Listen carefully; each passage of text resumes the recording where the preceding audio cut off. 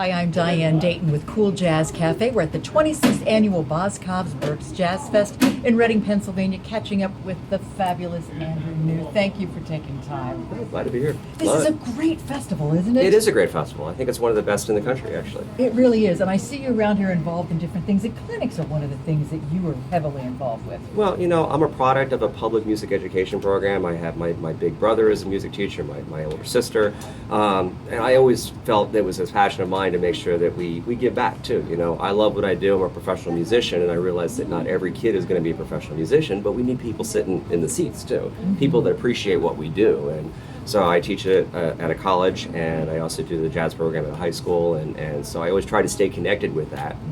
And it makes me a better player. It makes me a better musician too. Now, I know people are watching, and it's always been this topic about music in school, and how important is it really? It really is important, and tell us why, Andrew. Well, you know, I think, you know, having music makes you a much more rounded person, and it really makes all the other skills that you have worth living for, you know? I mean, it's as the arts, I mean, these are the things that we do that help kind of clarify everything else we do in our life. I know a lot of people that are not professional musicians, but they play guitar, they play piano, they sing, whatever, but it allows them for their brain to kind of maybe go from the right side to the left side or whatever, to kind of cleanse their soul a little bit, you know, and it allows them to relax, and it allows them to just explore a different side of themselves. So I've always said this, you might like playing sports, and I'm a big athlete and I love playing sports, but there's a lot more professional musicians out there than there are professional athletes. So, and you don't really age out of being a professional musician. So no, and you know, we've seen some professional athletes turn into musicians. Absolutely, too, sure, right? yeah, it's not that far off. Yeah, a good friend of mine plays with Bernie Williams, and of course we had Wayman Tisdale. I mean, I mean it's.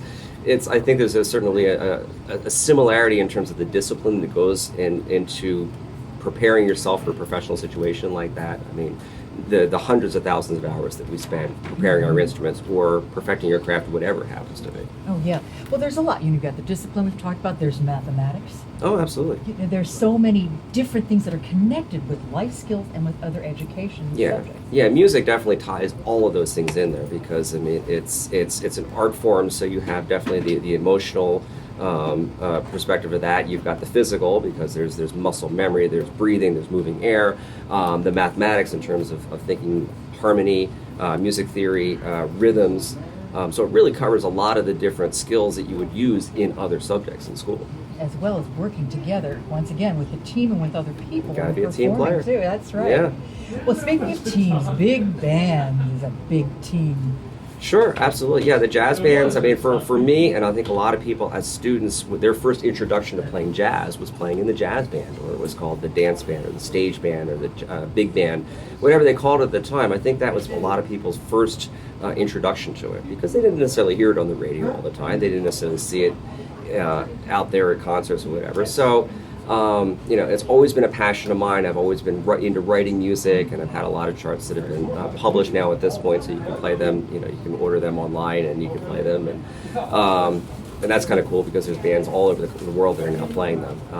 And I've had some things recorded by Bobby Caldwell, and so I mean, it's kind of nice that I've been able to connect my smooth jazz career and my straight ahead jazz career with this other side of my life, which is, you know, writing and conducting big bands. So what do you see the future with this? My plan is actually, my last record was a big record. It was Everything Happens for a Reason. I know we talked about that before, and it was sort of like, geez, how can I follow up this record?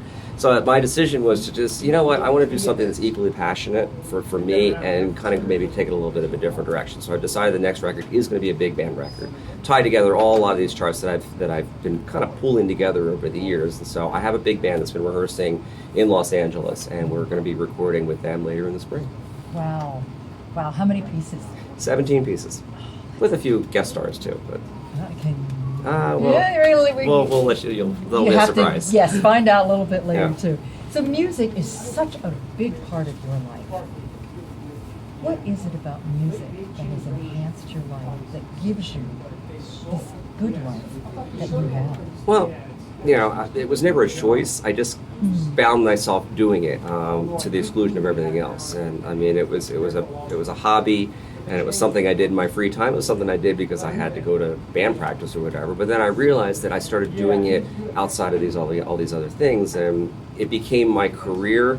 But it was always something that I would choose to do outside of a job too. You know, it's not just I love my job, and you know, I think if you, what do they say? If you love your job, you never work a day in your life. That's so exactly I'm very what fortunate they say, at that. right. So I like the fact that I have worked hard at it, and I'm able to you know, make people happy. Maybe it sounds kind of trite to say that, but I think I like at least help other people in terms of bringing some positiveness into their lives as well. Well, you do make us happy when you get out there and play. You really do. There's a wonderful energy. It's so positive, and in concert settings like this, the music really does bring people together, and it puts us in a good space. Yeah. And that's always a really good thing. To go back to the education part, let's look at some of the young students that are wanting to play an instrument. How do you go about finding the instrument that really is best for you? What's the process with that? Well, you know, I mean, sometimes when you're a little kid, when you're picking your first instrument, it's when you're 8 years old, it's hard to tell what's exactly going to be a great fit for you, whether it's physically or some people just have an affinity for a certain type of an instrument, and every so often you'll find someone switching to another instrument. They started on piano and they gravitate over to guitar. For me, I started on clarinet, but as a woodwind instrument, it was a natural transition to learn how to play saxophone. I still play clarinet, I play flute. Every musician should know how to play piano. But yeah, there's certain people that are better suited to play, you know, say, a larger instrument. I was just talking to some folks at a clinic today about playing Barry saxophone. And I have a Barry saxophone and I record with it, but it doesn't ever leave the house. It's too big, it's just hard, and I have a lot of respect for people who play that instrument because it's a bear of an instrument to play. It takes a lot of effort, and certainly any large instrument like that, there are physical demands on every instrument, and you know, certain instruments are more physically demanding than others. So saxophone's a pretty easygoing instrument. So I guess the key is to start somewhere, Oh, and yeah. then find out what's a good fit. Well, you can start. There are Suzuki violin students that are playing, I think, quarter-size violins, and they can start as early as 3 or 4 years old, I think. They really start very young. Piano, I mean, certainly 4 or 5 years old, I think you could be sitting down playing piano lessons. I'm so glad you're doing what you are doing with educating and keeping the music out there in every way, shape, and form. And this big band project, I can't wait. I'm excited about it. These are fabulous musicians that I have on the band. These are musicians that are playing movie soundtracks, they're playing on TV, they're playing Dancing with the Stars, they're playing American Idol, they're doing major tours around the country with major artists.